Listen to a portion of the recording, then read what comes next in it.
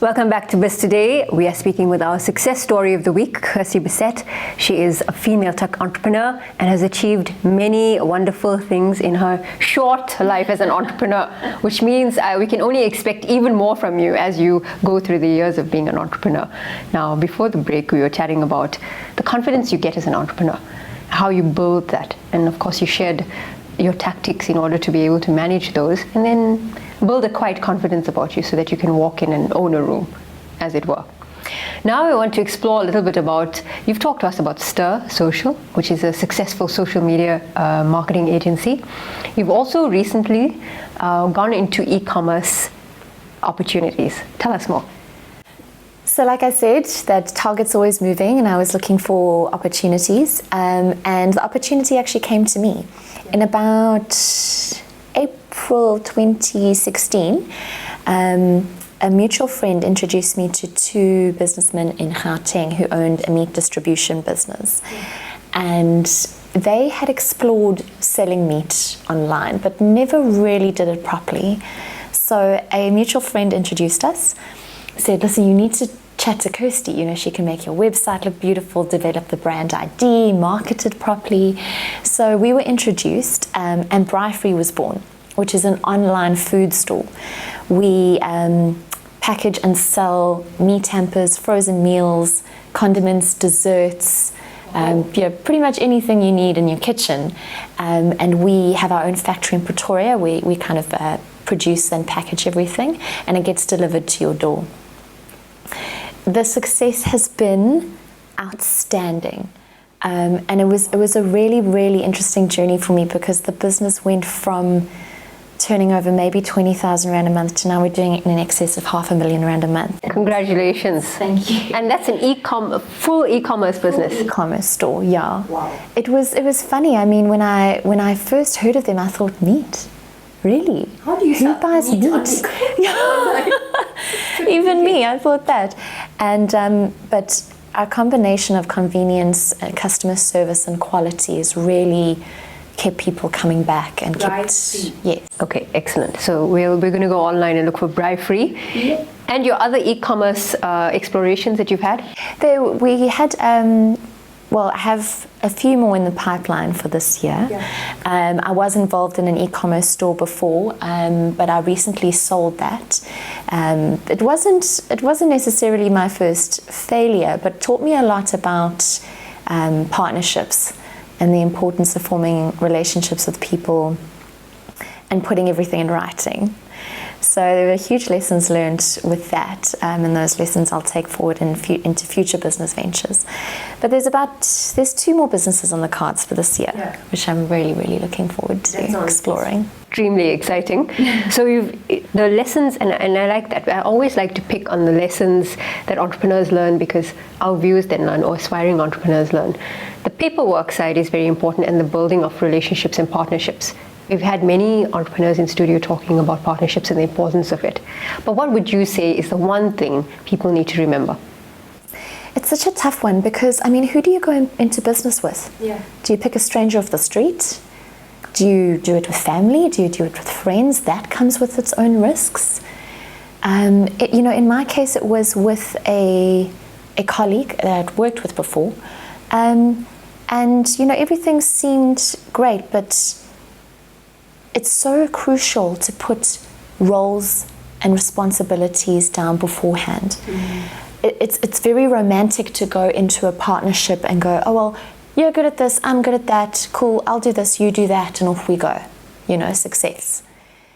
And that's really not the case, because there are so many functions to a business and so many parts and so many tiny menial tasks and massive tasks to do. You need to be very upfront at the outset about who is responsible for what. 100%. So that's something that I learned. And also, of course, take the legal side, get that. It's a bit of an irritating expense, but make sure that shareholders agreement is put in place at the outset before you do anything, before you build a logo or a website or a business plan. Make sure that all of that paperwork is done. Now, aside from growing your businesses and obviously having exciting plans to grow more of them in the future, you're an avid blogger on KirstyBisset.com, and you also write a monthly column for Woman 24, am I right? Yeah. Unfortunately, the writing and blogging's taken a little bit of a backseat. As it happens, I know, and it's one of our passions, so it's sad when that does. But tell us more about your writing and your support of social issues, like addressing gender imbalance in the workplace. Tell us more about that. I've been a victim of sexism far too many times. As female entrepreneurs generally are. Yeah, just the other day I was around the table with a board, and just every idea, every hint of expertise that I put forward was put down. And you know what, I've stopped letting it affect me, because that's all people know. And there just needs to be an education process, which they probably still need to go through, to be able to learn how to deal with women around the table. And I just carry on doing the best I can. I'll shut sexism down immediately if it's directed at me. I'm not shy to do that anymore. But all you can do is really just bring your expertise to the table. You know what you're doing. So don't be afraid to speak up. It's going to be a long process. It's not something that's going to be bashed overnight. But yeah, just carry on doing great work and excelling in your field. You'll be okay. I think that's interesting what you're explaining to us now for our female viewers to understand.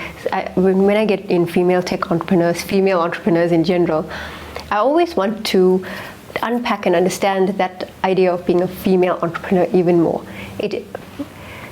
Unfortunately, it is a reality that we have a few more hurdles to face and challenges to face in the workplace or in our companies that we build in the business industry than our male counterparts may have. So to listen to your story and to be able to take that away is something I think that we need to hold on to, and also support other female entrepreneurs, right? Absolutely. So I have an all-female team at Stir, and we only work with women-owned businesses. I mean, we don't say, oh, just because it is male-owned, we're not working with you. Not at all. Yeah. It's just so happened that all of our suppliers that we brought in happen to be women-owned businesses. So, and we all support each other. You know, to just strip away the jealousy and the cattiness. 100%. That, I mean, women have as far to go in terms of feminism. You know, that's right. So, yeah, it's great to be in an environment that's so supportive of women. Now, when you were called with the great news by both Fast Company and Destiny for your selection in the top under 30s in South Africa and obviously in the Power 40, how did you feel? It was overwhelming. When I got the call from Fast Company, I was walking from the coffee shop back to the office and I dropped my coffee on the floor in the middle of Mhlanga Rocks Drive. It's like, okay, this is awkward. Yeah, when I got the call from Destiny, that is an appropriate response.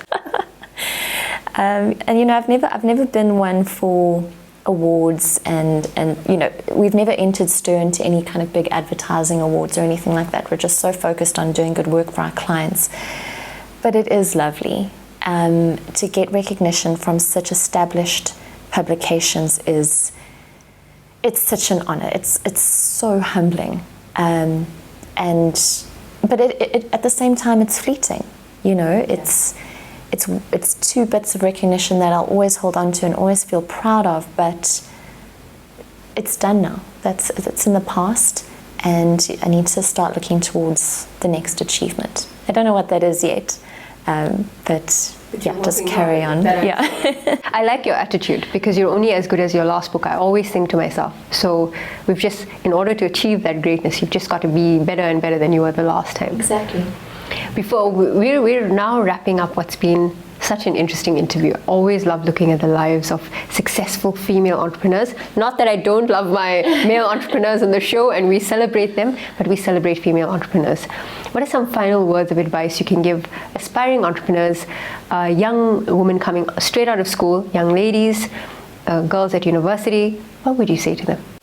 If you're coming straight out of university, I would recommend going and getting work experience before starting your own business. it's, you know, corporates and, you know, established businesses will teach you a lot, not only about yourself and your own work ethic, but also how to manage systems and processes and people. I went into Stir barely knowing a thing about invoicing and management accounts and CRM systems. And I think if I'd stayed, you know, in the corporate world a little longer, I would have been better suited to not make the mistakes I made early on. You don't know it all coming out of varsity. You know, as much as you may have degrees behind your name, you actually don't know much. So the working world will teach you a heck of a lot about yourself and the working world. And then, like I said earlier, one of my biggest lessons that I've learned is to work with people completely different to you. So if you are going into starting your own business and you are looking to partner with someone, make sure they have a completely different skill set to you, and just surround yourself with people who will take those blinkers off. And yeah, that would be my advice. Wonderful.